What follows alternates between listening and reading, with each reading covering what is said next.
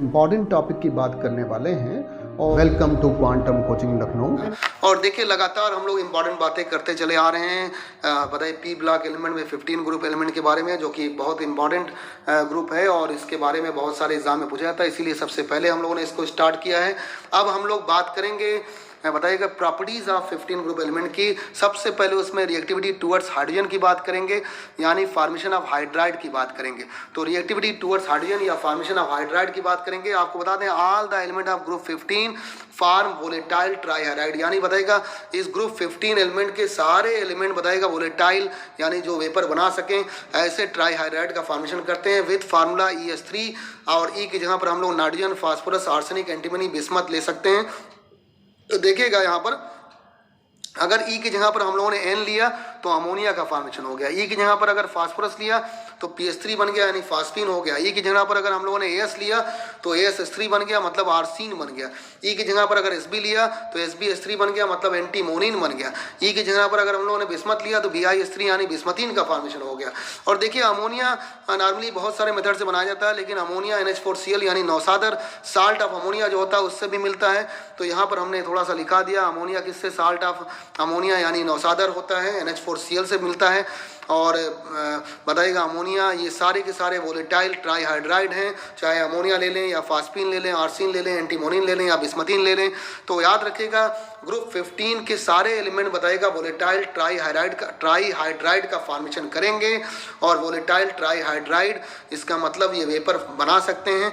और देखिए अब इनके बॉन्ड लेंथ की बात करते हैं। तो टॉप टू बॉटम अगर यहाँ पर देखें तो बॉन्ड लेंथ क्या होती है, bond length increases from top to bottom, क्योंकि इलेक्ट्रोनेगेटिविटी क्या होगी, डिक्रीज करेगी। और याद रखिएगा बॉन्ड लेंथ का कैसा रिलेशन है, डिफरेंस ऑफ इलेक्ट्रोनेगेटिविटी से इनवर्स रिलेशन है। इसका मतलब टॉप टू बॉटम हम लोग देखते हैं नाइट्रोजन से बिस्मथ में इलेक्ट्रोनेगेटिविटी डिक्रीज होती है तो बॉन्ड लेंथ क्या होगी, इंक्रीज करेगी। इसका मतलब 15 ग्रुप के एलिमेंट की bond length top to bottom increase करेगी, क्योंकि इलेक्ट्रोनेगेटिविटी यहाँ से टॉप टू बॉटम बताइएगा डिक्रीज करती है, इसलिए बॉन्ड लेंथ इंक्रीज करेगी। इसके आगे की बात करते हैं। देखिएगा यहाँ पर बॉन्ड एंगल की बात करें। Bond angle dipole moment, bond angle है, डाइपोल मोमेंट है, बेसिक कैरेक्टर है, थर्मल स्टेबिलिटी है एंड बॉन्ड एनर्जी, ये डिक्रीज करता है फ्रॉम टॉप टू बॉटम। याद रखिएगा bond angle, dipole moment, chemical bonding में इसको पढ़ाया भी गया था। Bond angle, dipole moment, basic character और thermal stability and bond energy decreases from top to bottom.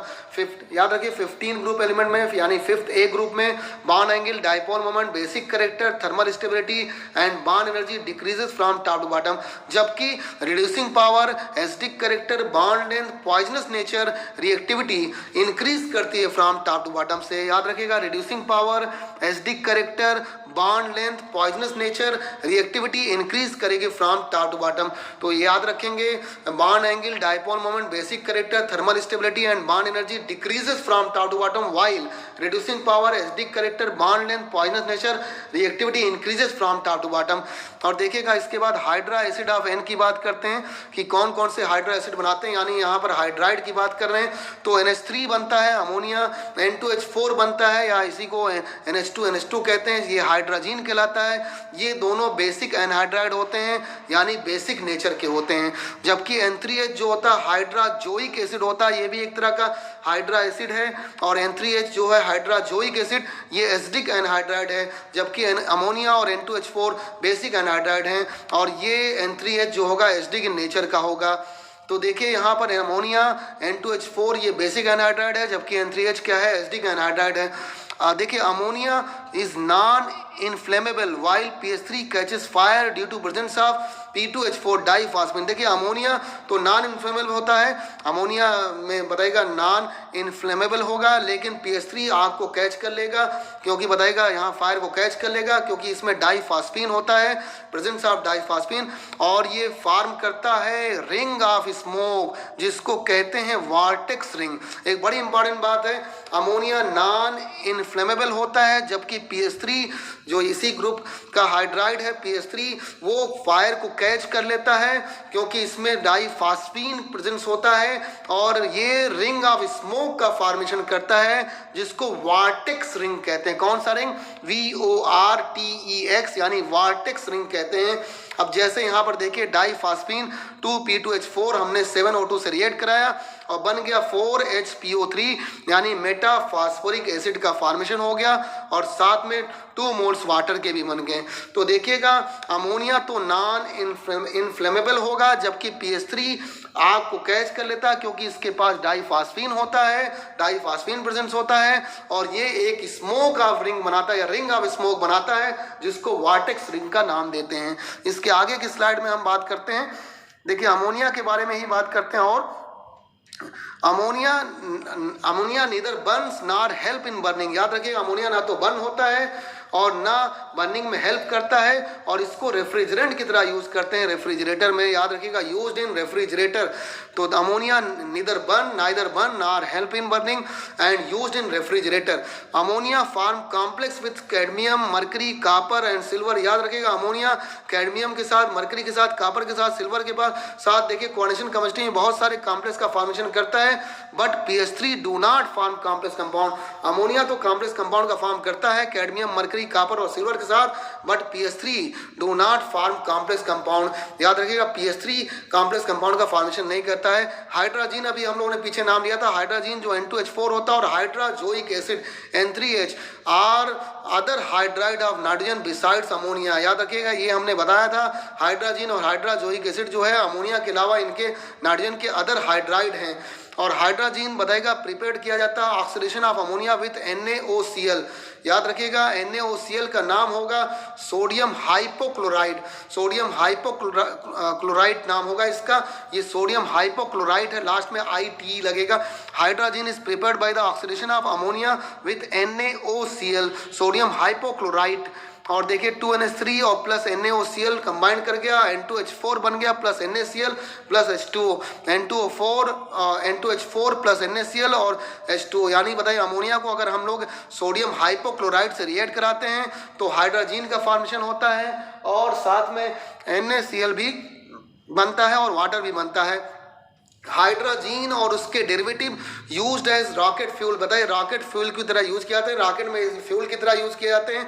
तो हाइड्रोजन और उसके डेरिवेटिव रॉकेट फ्यूल में यूज किए जाते हैं। और देखिए एक और एजाइड आपको बता दें N3- होता है एजाइड आयन। एजाइड आयन जो होता है ये फंक्शन करेगा as a ligand in complex of transition metal like halide ion, याद रखिए एजाइड जो होगा N3- जो होगा function as a ligand in complex of transition metal like halide ion की तरह ये भी लिगेंड का काम करेगा। और ट्रांजिशन मेटल में जो कोऑर्डिनेशन केमिस्ट्री में इसके बारे में पढ़ेंगे। देखिए बॉइलिंग पॉइंट की बात करते हैं, बॉइलिंग पॉइंट BiH3 का सबसे ज़्यादा होगा, SbH3 का उससे कम, NH3 का उससे कम और सबसे कम PH3 का होगा। देखिए NH3 बीच में आता है, NH3 देखिए एक्सेप्शनली बताएगा ये थोड़ा सा बीच में आ जाता है। और ऐसा क्यों होता है? क्योंकि NH3 का में हाइड्रोजन बॉन्डिंग होती है, हाइड्रोजन बॉन्डिंग से इसकी बॉइलिंग पॉइंट क्या हो जाएगी, इंक्रीज कर जाएगी, जबकि NH3 को लास्ट में आना चाहिए था, लेकिन हाइड्रोजन बॉन्डिंग की वजह से NH3 बताइएगा पहले आ गया यहाँ पर। तो हाइड्रोजन बॉन्डिंग रीजन है जिससे बताइएगा यहाँ पर बॉइलिंग पॉइंट इसका इंक्रीज हो गया।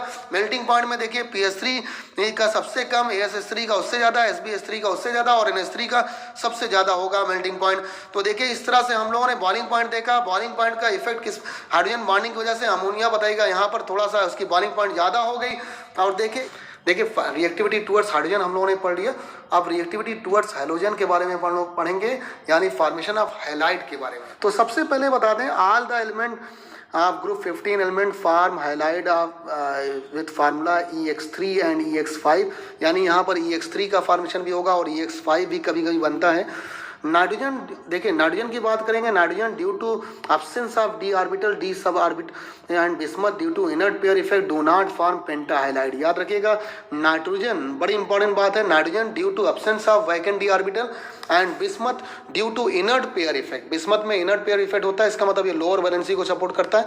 तो बताइए बिस्मथ और नाइट्रोजन में d ऑर्बिटल नहीं होता, इस वजह से ये पेंटाहाइलाइड का फॉर्मेशन नहीं करते हैं। इसका मतलब NX5 नहीं बन सकता और BX5 भी नहीं बन सकता। तो देखिएगा बड़ी इंपॉर्टेंट बात है, nitrogen due to absence of d sub orbit and bismuth due to inert pair effect do not form pentahalide. याद रखिए पेंटाहाइलाइड का फॉर्मेशन नहीं करेंगे, इसका मतलब NX5 भी नहीं बनेगा और BiX5 भी नहीं बनेगा। इस तरह से देखिए आगे हम लोग बात करेंगे स्टेबिलिटी ऑफ हाइलाइड की बात करते हैं। Stability of halide increases from top to bottom as lower valency is stable due to inert pair effect. याद रखिएगा, स्टेबिलिटी ऑफ हाइलाइट जो होगा टॉप टू बॉटम इंक्रीज करेगा, ऐसा इनर्ट पेयर इफेक्ट की वजह से है, क्योंकि lower valency is stable due to inert pair effect. इसका मतलब NCl3 में सबसे कम, उसके बाद PCl3 में उससे ज़्यादा, ACl3 में उससे ज़्यादा, SbCl3 में उससे ज़्यादा और BiCl3 में।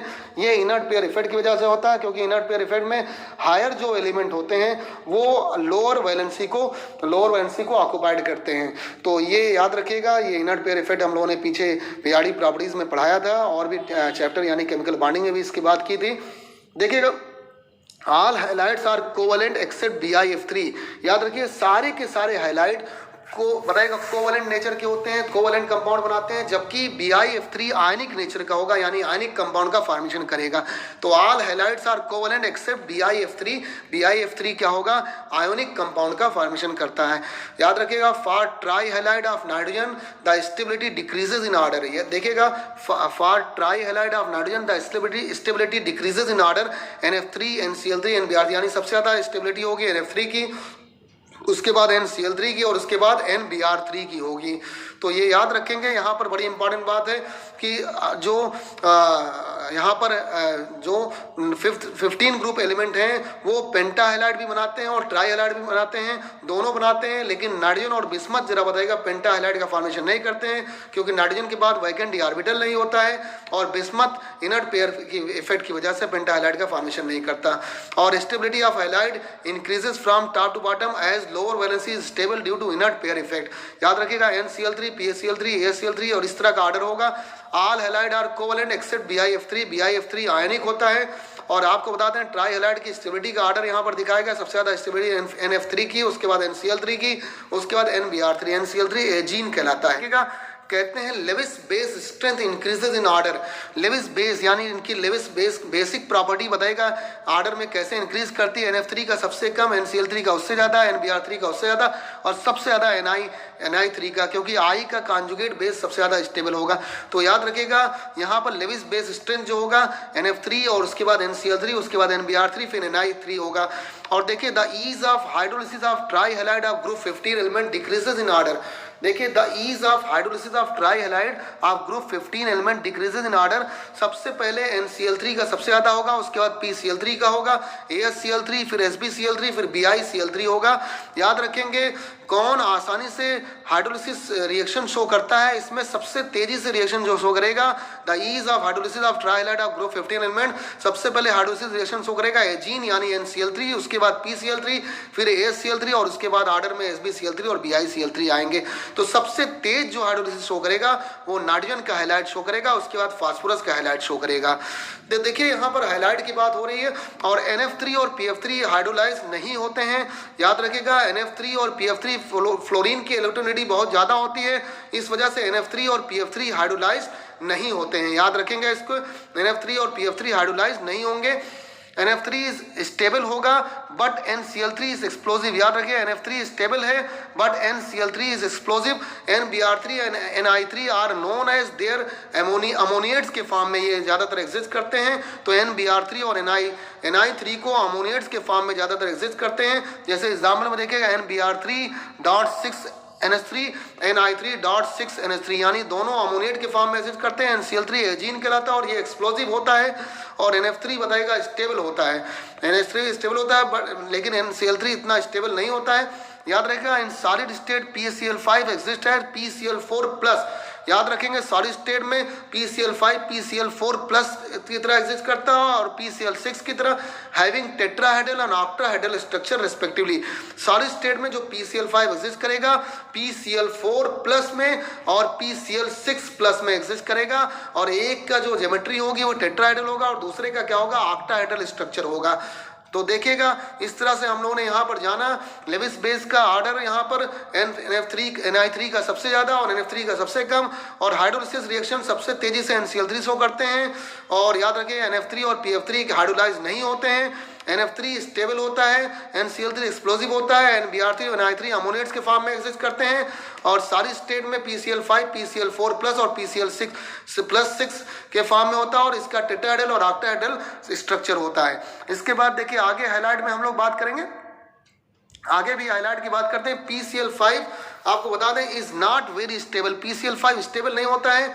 और ऐसा क्यों होगा? ड्यू टू इट्स अनसिमेट्रिकल या ट्राइगोनल बाइपिरामिडल शेप। इसका शेप ऐसा होता है, ट्राइगोनल बाइपिरामिडल शेप का होता है, जहां पर कुछ बाण where some bond angle are 90 degree and other of 120। यहाँ पर कुछ बाण 90 डिग्री के होते हैं और कुछ बताएगा 2 एंगल 90 डिग्री के होंगे और 3 एंगल के होंगे 120 डिग्री। इसका मतलब ट्राइगोनल बाइपिरामिडल स्ट्रक्चर होगा और ये डिकम्पोज कर जाता है PCl5 बताएगा आसानी से डिकम्पोज कर जाता है PCl3 और Cl2 में बहुत इजीली डिकम्पोज कर जाता है। तो याद रखेगा PCl5 स्टेबल नहीं होता है, ये अनसिमेट्रिकल बताइए इसका क्यों? क्योंकि इसका स्ट्रक्चर अनसिमेट्रिकल होता है और ट्राइगोनल बाइपिरामिडल स्ट्रक्चर होता है। इसमें 2 एंगल जो होते हैं वो 90 डिग्री के होते हैं जबकि 3 एंगल 120 डिग्री के होते हैं। इसलिए बताइए आसानी से PCl3 और Cl2 में ब्रेक कर जाता है। इसमें एक्सियल और इक्वेटोरियल बॉन्ड होते हैं और एक बॉन्ड वीक होता है और एक स्ट्रांग होता है। और देखिएगा it is due to this reason that PCl5, देखिए यही रीजन है PCl5 बिहेव करता है एक गुड क्लोरीनेटिंग एजेंट की तरह। याद रखिएगा it is due to this reason that PCl5 behave as good chlorinating agent. याद रखिएगा इसका मतलब ये क्लोरीन को ऐड कराने के लिए यूज किया जाता है। इसीलिए जरा बताइएगा ज्यादातर देखिएगा हाइड्रोलिसिस रिएक्शन में PCl5 रहते हैं और आसानी से जैसे बताइए CH3COH में CH3COOH में बताइएगा PCl5 लिखते हैं और आसानी से बताइए क्लोरीनेटिंग एजेंट का काम करता है PCl5। ऑल देखिए इसके बाद है all chloride with covalent character can be hydrolyse. याद रखिएगा जितने भी क्लोराइड में कोवेलेंट कैरेक्टर होगा वो सब के सब हाइड्रोलाइज होंगे, आयनिक वाले हाइड्रोलाइज नहीं होंगे।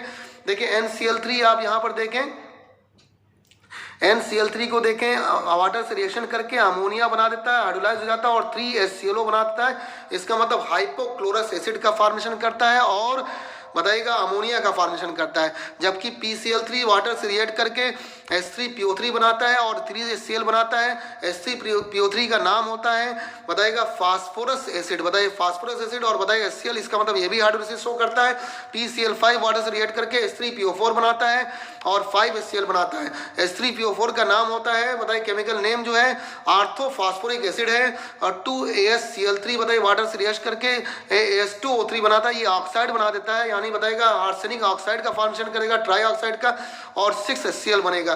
SbCl3 बताएगा वाटर से रिएक्ट करके SbOCl बनाता है और 2HCl बनाता है। SbOCl का नाम होता है एंटीमोनी ऑक्सीक्लोराइड। याद रखिए एंटीमोनी ऑक्सीक्लोराइड इसका नाम होगा। इसी तरह से BiCl3 भी वाटर से रिएक्ट करके BiOCl और प्लस 2HCl बनाता है। BiOCl का भी नाम है बताएगा बिस्मथ ऑक्सीक्लोराइड। याद रखिएगा बिस्मथ ऑक्सीक्लोराइड, जैसे SbOCl है एंटीमनी ऑक्सीक्लोराइड, BiOCl क्या है बिस्मथ ऑक्सीक्लोराइड। इस तरह से देखिएगा यहाँ पर NCl3 भी आसानी से हाइड्रोलाइज हो जाता है NH3 और बताएगा 3HClO में HClO का नाम है हाइपोक्लोरस एसिड और PH3 भी बताएगा यहाँ पर हाइड्रोलाइज हो जाता है H3PO3 यानी बताएगा फास्फोरस एसिड में और HCl में और बताएगा PCl5 यहाँ पर फास्फोरिक एसिड में और HCl में हाइड्रोलाइज हो जाता है। AsCl3 बताएगा बना देता है आर्सेनिक ट्राई ऑक्साइड और HCl का फॉर्मेशन करता है और SbCl3 बताएगा एंटीमनी ऑक्सीक्लोराइड और HCl का फॉर्मेशन करता है। जबकि BiCl3 बताएगा बिस्मथ ऑक्सीक्लोराइड और HCl का फॉर्मेशन करेगा। तो देखिए हम लोगों ने फॉर्मेशन ऑफ हाइड्राइड और फॉर्मेशन ऑफ हाइलाइड देख लिया, यानी रिएक्टिविटी टुवर्ड्स हाइड्रोजन देख लिया और रिएक्टिविटी टुवर्ड्स हैलोजन देख लिया। अब हम लोग बात करेंगे रिएक्टिविटी टुवर्ड्स ऑक्सीजन। तो चलिए रिएक्टिविटी टुवर्ड्स ऑक्सीजन की बात करते हैं। रिएक्टिविटी टुवर्ड्स ऑक्सीजन की बात करते हैं तो सबसे पहले देखिए यहाँ पर ऑक्सीजन के बारे में बात करेंगे तो कहेंगे all the element form 2 types of oxide. एक तो E2O3 बनाता है, दूसरा E2O5। E की जगह पर हम लोग nitrogen phosphorus arsenic antimony bismuth रख सकते हैं। तो nitrogen form 5 types of oxide and their acidic character as follows. देखिए कौन कौन से यहाँ पर नाइट्रोजन बताइएगा, नाइट्रोजन कौन कौन से ऑक्साइड बनाता है, N2O बनाता है और NO बनाता है, N2O3 बनाता है, N2O4 बनाता है, N2O5 बनाता है। N2O में इसका ऑक्सीडेशन नंबर नाइट्रोजन का +1 होगा, NO में +2 होगा, N2O3 में +3 होगा, N2O4 में +4 और N2O5 में +5। याद रखिएगा acidic strength directly proportional to oxidation number of central atom क्या होता है या ऑक्सीडेशन नंबर क्या होता है। तो यहाँ पर देखिए सबसे ज़्यादा ऑक्सीडेशन नंबर +5 वाली है, तो एसिडिक स्ट्रेंथ सबसे ज़्यादा किसकी होगी, N2O5 की होगी और सबसे कम N2O की होगी क्योंकि वहाँ पर +1 है। और एक बात और बता दें, acidic strength directly proportional to electronegativity के भी होता है। तो देखिए नाइट्रोजन की इलेक्ट्रोनेगेटिविटी सबसे ज़्यादा, उसके बाद फास्फोरस, फिर आर्सेनिक, फिर एंटीमनी, बिस्मथ, यानी बिस्मथ की सबसे कम होगी। तो देखिए एसिडिक स्ट्रेंथ लगातार डिक्रीज करता जाएगा। तो ये इसका डिक्रीजिंग ऑर्डर लिखा हुआ है, N2O5, P2O5, As2O5, Sb2O5, Bi2O5। और देखिए इस तरह से देखिए कि acidic strength directly proportional to oxidation number के है और डायरेक्टली प्रोपोर्शनल टू इलेक्ट्रोनेगेटिविटी के भी है। देखिए आपसे हमने बताया यहाँ पर E2O3 भी बनता है और E2O5 भी बनता है।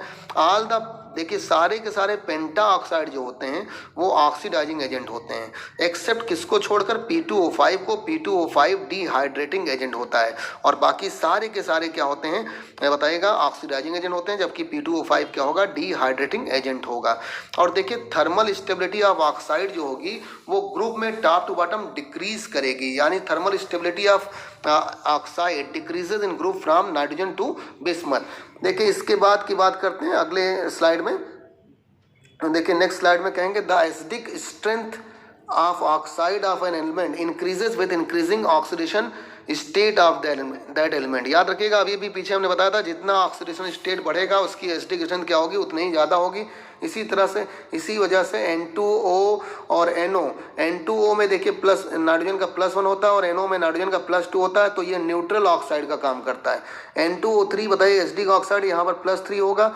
NO2 में जरा बताइएगा, NO2 में यहाँ पर +4 होगा, तो ये मिक्स्ड एसिडिक ऑक्साइड है, ये मिक्स्ड होता है, HNO2 और HNO3 का मिक्सचर होता है। और N2O5 जो होगा वो स्ट्रॉन्गेस्ट एसिडिक ऑक्साइड होगा, क्योंकि यहाँ पर नाइट्रोजन का ऑक्सीडेशन नंबर जो आता है, ऑक्सीडेशन स्टेट जो आती है +5 आती है। तो देखिए आप कहेंगे the acidic nature of oxide of an element increases with increasing oxidation state of that element, यानी जितना ज़्यादा ऑक्सीडेशन स्टेट बढ़ेगा उतनी ही उसकी एसिडिक स्ट्रेंथ बढ़ती जाएगी। देखिए AS2O3 में +3 आता है तो वीक एसिडिक एसिड होता है, और AS2O5 में +5 आएगा आर्सेनिक का ऑक्सीडेशन स्टेट, तो ये स्ट्रॉन्ग एसिडिक ऑक्साइड होगा। तो इस तरह से देखिएगा जैसे जैसे ऑक्सीडेशन स्टेट बढ़ता जाएगा, बताइएगा यहाँ पर नॉन मेटलिक ऑक्साइड या बताइएगा 15 ग्रुप के ऑक्साइड में, वैसे वैसे उसकी एसिडिक स्ट्रेंथ भी बढ़ती जाएगी।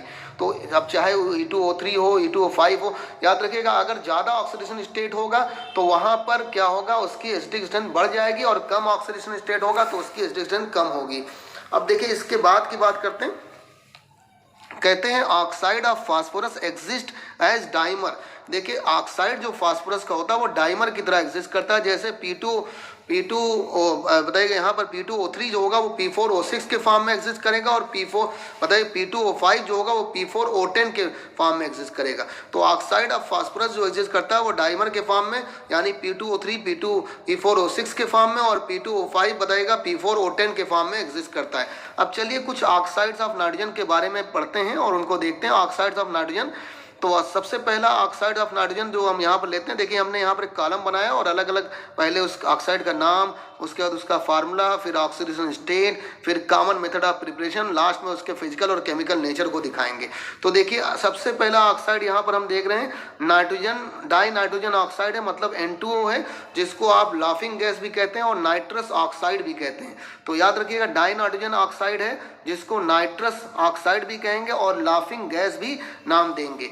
याद रखिएगा ये लाफिंग गैस का काम करता है, और N2 इसका फार्मूला होता है, इसके रेजोनेटिंग स्ट्रक्चर भी इस तरह से बनते हैं। और ऑक्सीडेशन स्टेट बताइएगा इसमें नाइट्रोजन की होगी +1, यहाँ पर ऑक्सीडेशन स्टेट कितनी होगी +1। देखिए इसके बनाने के मेथड कौन कौन से हैं। अमोनियम नाइट्रेट को हीट कर दीजिए, अमोनियम नाइट्रेट को हीट कर दिए तो बनता है N2O + 2H2O। याद रखिएगा लाफिंग गैस बनेगा और वाटर बनेगा। और इसी तरह से जिंक को डाइल्यूट HNO3 से रिएक्ट करा दिए, देखिए 4Zn + डाइल्यूट 10HNO3 ले लिया तो बना जिंक नाइट्रेट, और साथ में N2O + 5H2O। Physical and chemical nature की बात करेंगे तो एक कलरलेस न्यूट्रल गैस होती है।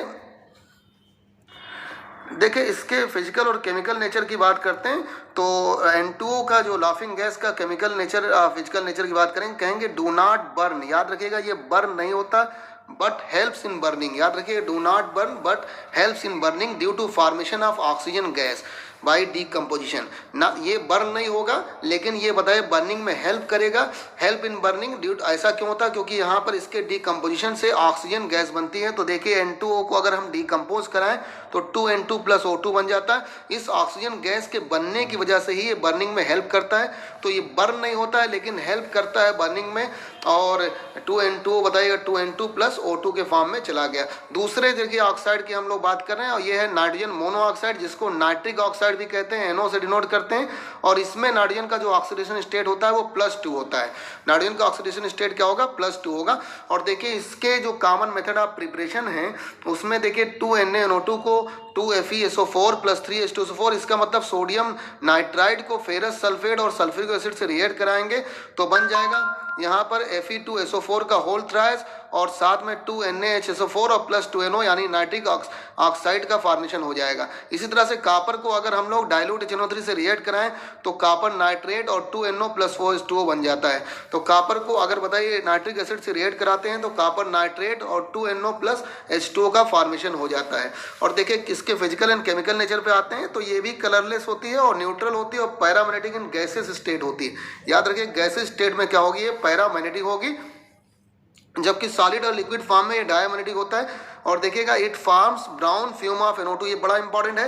ये NO2 का ब्राउन फ्यूम बनाती है। It forms brown fume of NO2 with oxygen, यानी जैसे ही ऑक्सीजन से कंबाइन करेगा 2NO + O2 ये देगा 2NO2, इसका मतलब ब्राउन कलर की बताएगा NO2 की फ्यूम बनेगी। ये बहुत इंपॉर्टेंट केस है। तो देखिए इस तरह ऑक्साइड रिएक्टिविटी टुवर्ड्स ऑक्सीजन यानी फॉर्मेशन ऑफ ऑक्साइड के बारे में पढ़ा। इसके आगे कुछ और ऑक्साइड की बात हम लोग करेंगे। और अभी देखिए यहाँ पर ऑक्साइड ऑफ नाइट्रोजन की बात और करेंगे, और वो अगले ऑक्साइड ऑफ नाइट्रोजन की बात करेंगे। चलिए, थैंक यू।